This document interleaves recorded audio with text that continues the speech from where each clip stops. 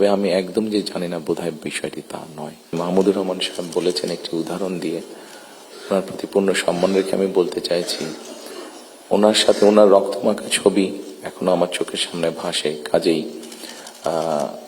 ওনার সাথে কি হয়েছে আমি যেমন জানি, রুহুল আমিন গাজী সাহেবের সাথে কি হয়েছে, যেভাবে উনি মৃত্যুবরণ করেছেন জেলের মধ্যে, সেটি আমি জানি। এবং সবচেয়ে বড় বিষয় হচ্ছে আমার 60 লক্ষ নেতাকর্মী এবং তার থেকে আরেকটি হৃদয় বিদারক আমার জন্য হচ্ছে, সেটি হচ্ছে আমার মায়ের সাথে কি হয়েছে। কাজে এই ঘটনাগুলোকে যদি আমরা সকলে সবগুলোকে এক করি, তাহলে যারা দেশে ছিলেন আপনারা, তারা অবশ্যই আমার থেকে একটু বেটার ভালো জানবেন। তবে আমি একদম যে জানি না বোধহয় বিষয়টি তা নয়, আমার একটি ধারণা আছে।